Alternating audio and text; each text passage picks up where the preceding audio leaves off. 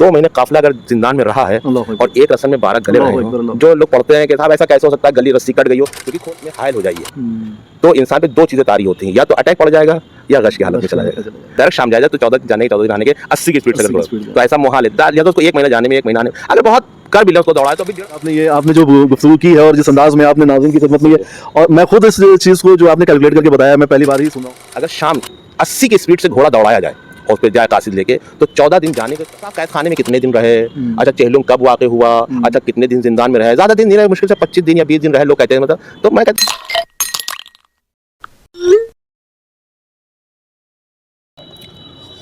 اللہم اجل ولیک الفرج. ناظرین اکرام السلام علیکم. حیات ٹائمز ویژن HTV سے میں حیات نقوی آج آپ کے سامنے ایک بار پھر سے حاضر ہوں اپنے پروگرام یا سری الرضا میں. جیسا کہ ناظرین آپ کے علم میں ہے یہ ہمارا 5واں ایپیسوڈ ہوگا اور یہ یا سری الرضا کا ہمارا جو پروگرام ہے یہ دعاؤں کا پروگرام ہے. ہم نے آپ سے وعدہ کیا تھا کہ ہم اس پروگرام میں ہم کسی نہ کسی عالم دین کے ساتھ آپ کے سامنے روبرو ہوتے رہیں گے اور وہ کتاب جو یا سری الرضا کے نام سے آپ کے سامنے آئی ہے اس میں موجود امام سجاد علیہ السلام کی دعاؤں پر اور بات کرتے رہیں گے تاکہ وہ چیزیں جو آپ کے ذہن میں ہیں اور کلیئر نہیں ہیں وہ کلیئر ہوتی رہیں، ان کا ویژن کلیئر ہوتا رہے. کیونکہ امام سجاد علیہ السلام نے جس طریقے سے 15 مناجاتیں ان کی ہم نے آپ کی اس کتاب میں رکھی ہیں تو انشاءاللہ آپ اس کا پورا فائدہ اٹھائیں گے. آج ہمارے اس پروگرام کے اس ایپیسوڈ کے ہمارے خصوصی مہمان ہیں حجت الاسلام مولانا فیروز حسین زیدی صاحب. ان کے ساتھ روبرو ہوں. آغا السلام علیکم. وعلیکم السلام. آغا اس ایام میں ظاہر سی بات ہے سبھی علماء حضرات کا جو عالم دین ہیں بہت بزی شیڈیول ہے اور اس میں آپ نے حیات ٹائمز ویژن کو اتنا موقع دیا اس کے لیے بہت بہت شکریہ. اب ہمارا یہ پروگرام یا سری الرضا ہمارے حیات ٹائمز ویژن کا یہ پروگرام ہے یا سری الرضا. تو اسی پروگرام یہ دعاؤں کا پروگرام ہے. ہم نے ایک کتاب بھی اس سلسلے میں ابھی کمپائل کی ہے، حیات ٹائمز ویژن نے کمپائل کی ہے اور وہ آپ نے دیکھی ہے. ابھی ہم اس پہ گفتگو کریں گے لیکن کیونکہ امام سجاد علیہ السلام چل رہے ہیں تو میں چاہوں گا کہ آپ ہمارے چوتھے امام سجاد علیہ السلام اللہم صلی علی محمد وعلی محمد کے سلسلے میں سب سے پہلے آپ امام کی کوئی حدیث جو آپ. اعوذ باللہ من الشیطان الرجیم، بسم اللہ الرحمن الرحیم. قال امام سجاد علیہ السلام علامت المومن ثلاثۃ. مومن کی 3 علامتیں جو امام سجاد نے حدیث بیان کی ہیں کہ قلت الکلام و قلت الطعام و تواضع الکلام، یعنی انسان جو ہے وہ 3 چیزوں کے اوپر اگر عمل کر لے، یعنی کہ ایک اخلاق اور تواضع سے بولنا، ملاقات کرنا لوگوں کے ساتھ تواضع سے، اور کم کھانا اور کم بولنا، اگر یہ چیز انسان استعمال کر لے تو میں یہ کہتا ہوں کہ شاید یہ ایک ایسا نسخہ ہے کہ اگر چاہے تو وہ 110 سال تک 18 سال کا جوان بنا رہے گا اگر اس کے پس منظر دیکھا جائے. کیونکہ قرآن بھی اسی کے مقابلے پہ کہتا ہے، کیونکہ حدیث امام نے کہا کوئی بھی حدیث ہماری ایسی نہیں ہو سکتی جو قرآن سے نہ ملے. قرآن بھی یہی کہہ رہا ہے کلوا واشربوا ولا تسرفوا، کھاؤ لیکن اسراف نہ کرو، یعنی اضافہ نہیں ہونا چاہیے کسی چیز میں. بہت ہی اختصار کے ساتھ تمہیں اپنی زندگی کو محدود کر کے جتنی ضرورت ہے اتنا استعمال کرو، جتنے بولنے ضرورت اتنا بولو، جتنا کھا سکتے ہو اتنا کھاؤ، اور جتنا تواضع سے مل سکتے ہو لوگوں سے تمہارے اتنے ہی سیف رہو گے. اگر تم اکڑ کے چلو گے تو ہم یحسدون الناس علی ما آتاہم اللہ من فضل، اگر تمہارے پاس یہ اکڑ و فضیلت عطا ہو گئی تم جس چیز پہ اکڑ لے تو لوگوں کے دلوں میں حسد پیدا ہو جائے گا. یہ بھی قرآن کہہ رہا ہے. تو اس حدیث کے مقابلے پہ آیت بھی ہے اور امام نے کہا ہے کہ اگر کوئی میری آیت قرآن سے نہ ملے تو اسے دیوار پھینک دینا.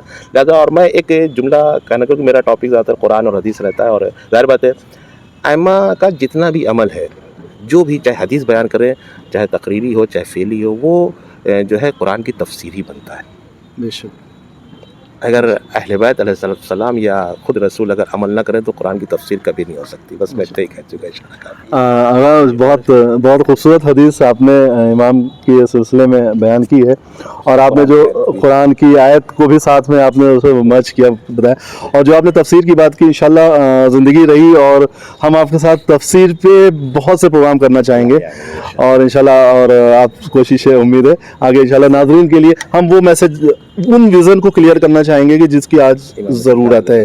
آج یہ شہادت جو ہے وہ 25 محرم امام سجاد علیہ السلام کی شہادت کی تاریخ ہے. آپ کی ولادت سن 5 شعبان سن 38 ہجری میں مدینہ منورہ میں ولادت ہوئی. اور آپ جس وقت آپ کی ولادت ہوئی تو امام حسین علیہ السلام نے آپ کو لے جا کے مسجد نبوی میں رکھ دیا. اور بلکہ یہ انہی کی بات نہیں بلکہ اس گھرانے کی بات ہے. جو بھی اہل بیت کے گھر کے اندر بچہ پیدا ہوتا تھا اس کو وہ اللہ کے سپرد پہلے ہی کر دیتے. اچھا اس کی ایک وجہ یہ تھی کیونکہ جو اول آیا وہ بھی اللہ کے گھر میں آیا, مولا کائنات ابن ابی طالب, کیونکہ اللہ کے گھر سے ہی ملے ہیں رسول کو, تو لہٰذا اس کے بعد سے ایک سلسلہ یہ کہ جو بھی ان کے بچہ پیدا ہوگا وہ مسجد میں جا کے رکھ دیں گے, لہٰذا خود نہیں اٹھائیں گے, جس کو ضرورت ہے وہ اٹھا لیتے. لہٰذا جس وقت مولا کائنات پیدا ہوئے تو رسول نے ان کو اپنی آغوش میں لیا. اسی طریقے سے جب دوسرے علی آئے جس کو زین العابدین علیہ السلام علی بن الحسین, جس وقت تشریف لائے مدینے میں, تو امام حسین نے جا کے اس کو مسجد میں رکھ دیا تھا. اس کے بعد مولا کائنات نے ان کو اپنی آغوش میں اٹھایا اور اس کی پرورش کی, اور تمام وہ صفات و کمالات مولا کائنات نے منتقل کیے جو علی کے پاس تھے. یعنی وہی نفس اللہ, وہی عین اللہ, وہی ید اللہ, وہی صفات و کمالات علی علیہ السلام کے ان علی کے پاس منتقل ہوئے. اور ایک زندگی ان کی بہرحال وہاں پہ جو زندگی رہی وہ ایک عجیب ماحول میں رہی, کیونکہ انہوں نے ایسا نہیں ہے کہ وہ بھی مصیبتیں دیکھی ہیں, در و دیوار بھی دیکھا ہے, جناب سیدھا کا بھی زمانہ دیکھا ہے, اور اپنے چچا خود امام حسن کے جنازے پہ تیل رکھتے ہوئے دیکھے. ہر دور سے گزرے ہیں مصیبتیں, لیکن بہرحال چونکہ اس وقت سارے سب تھے. اور آپ کی شادی پھر جو ہے وہ امام حسن کی بیٹی فاطمہ بنت حسن سے آپ کی شادی ہوئی, اور بہت ہی مشہور. بہرحال روایات میں تو یہ ہے کہ دو بیویاں تھیں ان کی اور کئی بیویاں تھیں, لیکن جو مشہور ہیں وہ فاطمہ بنت حسن ہیں, اور جن سے پانچویں امام محمد باقر علیہ السلام ہیں. اور روایات کے مطابق جو ہے مطلب 4 بیٹے 2 بیٹیاں ہیں, لیکن جو نمایاں بیٹے ہمارے پانچویں امام ہیں, اور اسی سے ان کی جو ہے امامت چلی ہے اور اسی سلسلے سے آگے بڑھتے رہے ہیں. لہٰذا ماں بھی معصوم ہے, باپ بھی معصوم ہے, اور سسر بھی معصوم ہے. ایک سلسلہ عصمت ہے یہاں پر جو امام کی خدمت سے چلا آ رہا ہے. اس کے بعد پھر آپ حالات مجھ سے بہتر جانتے ہیں کہ پھر ایک زمانہ ایسا آیا کہ امام کو کربلا جانا پڑا. پھر وہاں سے ایک زندگی کا آغاز ہے. یہ تو ازدواجی زندگی تھی جو امام کی تھی, سلسلہ یہاں چلا, لیکن جو شہادت ہوئی پھر 57 سال کا سن تھا, لیکن جو ایک بہت ہی مختصر سا امامت کا جو ان کا سلسلہ رہا. اور جب آغاز ہوا امامت کا تو وہ بہت سخت تھا, کیونکہ پڑھنا کہنا سننا بڑا آسان ہوتا ہے, لیکن جو پریکٹیکلی میدان ہوتا ہے وہ بہت سخت ہوتا ہے. اس کی وجہ یہ ہے کہ آپ ایمان سے بتائیے, آپ کے سامنے اگر آپ کے بھائی کو کوئی قتل کرے تو آپ کے دل پہ کیا گزرے گی؟ آپ کے سامنے اگر آپ کے باپ زخمی ہوں تو آپ کے دل پہ کیا گزرے گی؟ وہاں موضوع یہ نہیں ہے کہ مصیبت گزاری, بات گزارنے کی چیز, ایک سامنے ایک واقعہ ہو رہا ہے اور ہم بیٹھے دیکھ رہے ہیں. یہ سب سے بڑا موضوع ہے. اور اسی لیے لوگ کہتے ہیں کہ وہ بیمار تھے, بیمار نہیں تھے. اب میں آپ کو پورا واقعہ بتا دیتا ہوں. وہ یہ ہے کہ علامہ مجلسی کی روایت کے حوالے سے, علامہ مجلسی نے بھی اس کو نقل کیا ہے, اور خود نقل صاحب نے بھی شہید کربلا میں اس چیز کو نقل کیا ہے, اور مختلف کتابوں میں بھی ہے, میں حوالہ دے سکتا ہوں. بالخصوص لہوف میں بھی ہے, آپ کے علامہ مجلسی بہار النوار میں بھی ہے, اور خود نقل صاحب نے شہید کربلا میں اس کو اسی کے حوالے سے نقل کیا ہے, علامہ مجلسی کے ہی حوالے سے نقل کیا ہے, ایسا نہیں ہے. تو وہ یہ نقل کیا ہے کہ 9 محرم کو قافلے کیا کہتے ہیں لشکر پہ لشکر کربلا میں آ رہے تھے. سید سجاد نے پوچھا, حبیب نے مظاہر تھے اور دوسرے صاحب تھے, کئی لشکر کیوں آ رہے تھے؟ تو کسی نے کہا کہ آپ کو معلوم نہیں ہے کہ اس بارے میں کہ آپ کے بابا کو سرقلم کرنے کے لیے سارا لشکر جمع ہو رہا ہے؟ تب سید سجاد نے ایک جملہ وہاں پر کہا ہے کہ اگر پورا عرب, بڑا عجیب جملہ ہے, میں جب اس کو پڑھا تو میں اس چیز کے اوپر خود ہی وہ اس مولا کائنات کی طرف میرا ذہن خود منتقل ہو گیا کہ پورا عرب اگر کربلا میں جمع ہو جائے تو جب تک سید سجاد زندہ ہے کسی کی اتنی ہمت نہیں کہ میرے بابا کا سر قلم کر لے. اور یہ جملہ کتنا ایک وزن رکھتا ہے کہ جب تک میں ہوں, میرے ہوتے ہوئے پورا عرب ایک طرف. تو اب اس کو دوسرے معنی میں لیجئے, معنی مخالف میں, یعنی پورے عرب کی طاقت ایک طرف تھی اور پورے عرب کائنات کی طاقت سید سجاد میں تھی. جملہ سنیے آپ کہ پورا عرب اگر آ جائے تب بھی مطلب میرے ہوتے ہوئے سر قلم نہیں کر سکتا. اور اسی غیظ و غضب میں کا یہ وقت آنے سے پہلے میں خود ختم کر دیتا ہوں, یہ وقت آنے سے پہلے خود وہ 9 محرم کو ہی مقتل میں چلے گئے تھے جنگ کرنے کے لیے. جب وہاں پہنچے اسی غیظ و غضب میں جنگ, ایک کوہرام مچ گیا. تو 10 محرم سے پہلے 9 محرم کو جنگ کا آغاز ہو چکی ہے, جس کو کہا میں جنگ کا نہیں کہوں گا, لیکن ایک مقابلے میں سید سجاد اس جوش بارے کوئی بیٹا برداشت نہیں کر سکتا, پیکر بشری کے تقاضے سے. یہاں بحث امامت کی نہیں ہے. اس وقت امام حسین علیہ السلام نے جناب عباس اور علی اکبر سے کہا جاؤ جا کے سجاد کو روکو, اور یہ کہنا وقت کا امام بلا رہا ہے, کیونکہ باپ بیٹے کی موضوع وہاں پہ نہیں ہوگا, وقت کا امام بلا, اطاعت واجب ہے. اس وقت جو لوگ کہتے ہیں مصلحت, یہاں مصلحت نہیں, اس وقت جب انسان کوئی جوش میں ہوتا ہے اور ایک ہدف کے ساتھ ہوتا ہے, اور اگر آپ اس جوش و ہدف میں حائل ہو جائیے تو انسان پہ 2 چیزیں طاری ہوتی ہیں, یا تو اٹیک پڑ جائے گا یا غش کی حالت میں چلا جائے گا. لہٰذا اسی وقت سے سجاد کو جب کہا ہے کہ امام آپ کو بلا رہے ہیں، اطاعت واجب ہے، تو ان کا ہاتھ تلوار پہ رک گیا. تو اب آپ سوچیں جو اتنا غیظ و غضب میں ہوگا اس کی باڈی پہ کیا اثر ہوگا. تو یعنی کہ وہ ہم غش میں جو امام سجاد علیہ السلام آئے، جس کو ہم کہتے ہیں کہ بیمار ہوئے، بیمار نہیں تھے، وہ غش تھا، وہ جذبات، جوش اور وہ طاقت، وہ جذبہ تھا جس کی وجہ سے اس مقصد تک نہیں پہنچے، وہ غش میں آ گئے. زیادہ پھر ان کا بھی اس کو خیم میں لے جاؤ. پھر وہی 10 محرم کو پھر جناب زینب نے ان کو اٹھایا ہے کہ بیدار ہو. تو یہ مسئلہ وہاں سے تھا. اب زندگی آبادی کی اس وقت کتنی سخت ہے، جب بیدار کیا ہے، سامنے دیکھا عباس بھی نہیں ہے اور محمد بھی نہیں ہے، علی اکبر بھی نہیں. تب ایک انسان جو لیٹا ہوا ہو، زندہ ہو، بھائی ہو، سب کی خبر سامنے دیکھ رہا ہو، اس پہ کیا گزرے گی. اور سامنے باپ بھی موجود ہو. میں اس عنوان سے گفتگو کر رہا ہوں، عقیدے کے عنوان سے نہیں، ایک تقاضے کا جو ایک پریکٹیکل جو میٹر ہے اس کے. ایک باپ سامنے کہہ رہا ہے کہ بیٹا میں اور تم ہو اس وقت اس دنیا کے اندر، اور میں جا رہا ہوں. تو اب آپ بتائیے اس بیٹے پہ کیا گزرے گی کہ میرے ہوتے ہوئے میرے والد جو ہیں وہ جا رہے ہیں جنگ کے اوپر. بشری تقاضے. تو آپ سوچے جبکہ امام سجاد علیہ السلام کی شجاعت کا یہ عالم تھا کہ انہوں نے کہا تھا کہ پورے عرب جو ہے وہ ایک طرف آ جائے اور اکیلا ہمیں کافی ہے. تو اب آپ بتائیے اس جس کے پاس اتنی طاقت ہو اس کے اوپر کیا گزرے گی، اور وہ بھی بستر پہ دیکھ رہا ہو سارا منظر. میں اس کیفیت میں خود اپنے آپ کو سوچتا ہوں کہ یہ امام کی کون سی روحانی کیفیت ہے جو اتنا تحمل کر سکتا ہے. نہیں کر سکتا کوئی عام انسان. اور پھر اس کے بعد پھر نکلنا خیموں کے اندر، وہ مسائل آنا سامنے، آگ لگنا، اور پھر جو ہے وہ سیدھے سجاد کا شکم اونٹ کے شکم میں بندھنا، اور پھر کربلا سے کوفہ، کوفے سے شام کا سفر طے کرنا. پھر جو زندگی تھی بڑی عجیب زندگی تھی. مطلب یہ تو یہاں کربلا کی زندگی جو تھی تو مصیبت کی تھی، لیکن اس کے بعد جو زندگی تھی وہ مناظرے کی زندگی تھی. لوگ پڑھتے نہیں ہیں، بہت سے لوگ ظاہر بات ہے اب اتنے خطبے کہاں تک آدمی دہرائے گا، کیونکہ جگہ جگہ پہ خود سے سجاد نے مدینے میں باقاعدہ خطبہ دیا ہے، اور بلکہ مناظرہ بھی ہوا ہے. شام میں تو مناظرہ بھی ہوا ہے، مناظرہ باقاعدہ ہوا ہے. تو اب آپ سوچیں سیدھے سجاد اس کو کس طریقے سے جو ہے وہ آشکار کر رہے ہیں اور ظالم کو شکست دے رہے ہیں اپنے کلام کے ذریعے سے، پھر شہزادی کے ذریعے سے.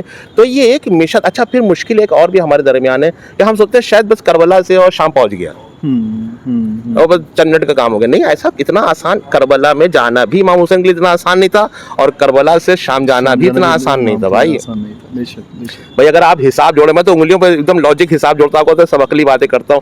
اگر آپ کربلا سے ڈائریکٹ شام پہنچیے، بہت سے بہت 12 گھنٹے کا 6 گھنٹے کا راستہ ہوگا. اگر اونٹ سے بھی جائیں گے تو بہت سے بہت پہنچ جائیں گے ڈائریکٹ، بہت آرام سے پہنچ سکتے ہیں، زیادہ دور تھوڑی ہے. تو اب وہاں سے اتنا فاصلہ اب آپ سوچیں کوئی زیادہ نہیں، لیکن پھر اس کو کوفے لایا گیا. کوفے میں لایا گیا ابن زیاد کے دربار میں. اس قافلے کو ایک اثر میں 12 گلے سب آپ سنتے رہتے ہیں. میں صرف یہاں پہ 2 پوائنٹ چھیڑنا چاہتا ہوں. جو لوگ سوال کرتے ہیں صاحب قید خانے میں کتنے دن رہے، اچھا چہلم کب واقع ہوا، اچھا کتنے دن زندان میں رہے. زیادہ دن نہیں رہے، مشکل سے 25 دن یا 20 دن رہے لوگ کہتے ہیں. مطلب تو میں کہتا ہوں بھائی آپ اگر حساب جوڑیں تو آپ کو خود ہی سمجھ میں آ جائے گا. جب کوفے میں آ کے رہے، یہ کوفے میں آیا ہے، تو کوفے سے خط یزید کے پاس بھیجا گیا کہ اس قافلے کا کیا کیا جائے. شیخ صدوق کی میں روایت بتا رہا ہوں کیونکہ وہ اہل عرب تھے. بہرحال انہیں لکھا ہے اپنی کتاب میں کہ بھائی اگرچہ یہاں سے کوفے سے اگر شام 80 کی سپیڈ سے گھوڑا دوڑایا جائے اور اس پہ جائے قاصد لے کے، تو 14 دن جانے کے 14 دن آنے کے لگتے ہیں. یہ شیخ صدوق کے حوالے جملے. 14 دن جانے کا اور 14 دن واپس آنے کا. کوفے کی جو حکومت ہے، جو سینٹر ہے، وہاں سے شام کا سینٹر، اگر فل اسپیڈ میں گھوڑا دوڑا جائے 80 کی اسپیڈ، تو 14 دن جانے کے لگیں گے، 14 دن آنے کے لگیں گے. اور یہ محال ہے، ناممکنات میں سے کہ ایک انسان 14 دن تک گھوڑے پہ دوڑا دیا جائے. وہ بچے گا نہیں، کیونکہ اس میں اچھال اتنی ہوتی ہے، زیادہ اس کو ریسٹ کرنا پڑے گا، آرام کرنا پڑے گا. تو اگر وہ آرام سے بھی گیا ہوگا تو 1 مہینہ تو اس کو جانے میں لگا ہے اور 1 مہینہ آنے میں لگا ہے. تو اب آپ حساب جوڑ لیجئے خود ہی، 2 مہینے خالی کوفے کے قید خانے میں یہ رہا ہے قافلہ. اللہ اکبر. اللہ. آج آپ نے جو گفتگو کی ہے اور جس انداز میں آپ نے ناظرین کی خدمت میں یہ، اور میں خود اس چیز کو جو آپ نے کیلکولیٹ کر کے بتایا، میں پہلی بار ہی سن رہا ہوں آپ سے. تو چونکہ بھائی ڈائریکٹ اگر کربلا سے کوئی شخص گیا ہے تو وہ قاصد ہی تو گیا ہے ڈائریکٹ. تو وہ ڈائریکٹ اگر بتا رہے ہیں کہ کوفے سے اگر ڈائریکٹ شام جایا جائے تو 14 جانے کے 14 دن آنے کے 80 کی اسپیڈ سے اگر تو ایسا محال ہے. لہٰذا اس کو 1 مہینہ جانے میں 1 مہینہ آنے میں. اگر بہت कर भी ले उसको दौड़ाए तो अभी 1.5 महीने तो लगता है। तो 1.5 महीना आने लगा उसको कूफे। तो अब आप सोचिए पौने 1 महीना 2 महीने तो कंपलसरी है ही है। तो 2 महीने काफिला अगर जिंदान में रहा है और एक रस्सन में 12 गले रहे हो, जो लोग पढ़ते हैं कि साहब ऐसा कैसे हो सकता है गली रस्सी कट गई हो, क्योंकि खोले ही नहीं गया था, खोला तो शाम में गया ना। अब आप सोचे ज़ैनब की कमर का क्या हाल होगा। लोग पढ़ देते हैं, मैं ये कहता हूँ इसको कैलकुलेट कीजिए आप। बड़ा वाकई हमने देखा है, बहुत से जाकिरों को खास करके देखा है कि जब वो मसाइब पढ़ते हैं तो वो ये नहीं सोचते कि वो पढ़ क्या रहे हैं वो। नहीं, मैं आपको टोटल लिख के हिसाब दे रहा हूँ ना, आप खाली लॉजिक तरीके से। अच्छा, फिर जब वो करबला कूफे में आ गए, अब जब यहाँ से चले तो फिर क्या डायरेक्ट कूफे से शाम चले गए? नहीं गए भाई, उन्हीं ने रास्ता बदला, वहाँ से कूफे से बसरा आए, बसरे में रहे, बसरे से फिर वहाँ उन्होंने जो आसपास के गांव थे उन्हें शार्ट कट से लिया, फिर आपके बाबुल आ गए यहाँ, बाबुल जो इराक में ही है, और फिर वहाँ से तिकरीत, फिर बगदाद से मिस्र होते हुए, क्योंकि मिस्र में भी इमामजादों की कब्र है, मिस्र से होते हुए फिर उसका फिलिस्तीन, बालाबक फिलिस्तीन, ये आपका जो आज इसराइल, सब पूरा किस्सा और जबल होता हुआ ये बैतुल मुक़द्दस होता हुआ काफिला फिर ये यहाँ आया है शाम, 114 शहरों से होता हुआ आया है। अल्लाह अकबर, अल्लाह। आगा वाकई आज आपने जो जिस तरह से गुफ्तगू की है और जिस तरह से नाज़रीन को समझाया है, जो विज़न जो है जो क्लियर किया है आपने लोग, वाकई आगा ये बिल्कुल। तो अब उसमें आप चौथे इमाम की, मैं जो दिलाना चाह रहा था, जी। उसमें आप चौथे इमाम को देखिए क्या हाल है। उसमें चौथे इमाम ने जो पैगाम पहुंचाया है, बात यहाँ ये इनकलाब इतनी आसानी से नहीं आ गया है पूरी दुनिया में कि ये नहीं कि मदीने पहुंचते ही जो है बनी उमैया के खिलाफ लोगों ने कयाम कर दिया, ऐसे नहीं किया है। ये वहीं से आगाज हो गया। जिस इलाके में जनाब ज़ैनब से सज्जाद गए उस इलाके में तबलीग की है कि तुम लोग पहचानते हो मैं कौन हूँ, लिहाजा वो तबलीग, और फिर उसमें जुल्म ताज़ियाने भी खाए हैं ऐसा, क्योंकि बोलने नहीं दिया जाता था, लेकिन फिर भी वहाँ गिरिया किया है। जनाब सकीना के तमाचे लगाए गए, फिर बच्चे गिरे, वो जो ऊँट दौड़ाते थे बच्चे गिरते थे, उस पर खत्म हो जाते थे। जनाब ज़ैनब दफनाती थी, 12 काफिला रुकता था, उसमें महल्ले वाले जमा होते थे, अभी कौन लोग हैं ये, किसको दौड़ाया जा रहा है, भाई आसपास गांव वाले जमा होंगे, उसमें फिर मालूम होता था अरे ये आले रसूल है। तो उस वक्त तो कुछ नहीं बोलते, लेकिन बाहर लोगों के ज़मीर फिर बेदार होने लगे धीरे धीरे। यानी एक इनकलाब आया फौरन कैसे आ गया, ऐसे नहीं आ सकता है कैसे सर मदीना पहुंचे छूट गया फौरन इनकलाब आ गया, नहीं। वो जो आपने राउंड लगाया है पूरा, वो दुश्मन सोचता था कि शॉर्टकट से लाएंगे तो यहाँ पता चला कैसे गांव देहात जंगलों से लेके चलो, तभी तो राहिब के पास इमाम हुसैन का सर गया। वो कहाँ है बताइए आप। जी। अगर हम सवाल करें कि राहिब कहाँ है, इधर तो है नहीं मदीने में कहीं, राहिब तो धरी वाले जिधर कलीसा है सब मिस्र वगैरह की तरफ ही तो है ज्यादातर थे, ईसाई धरी तो बाबल वगैरह में ही तो थे। तो जब इधर से गए तो जाहिर बात है सर भी इमाम हुसैन का वहाँ गया है।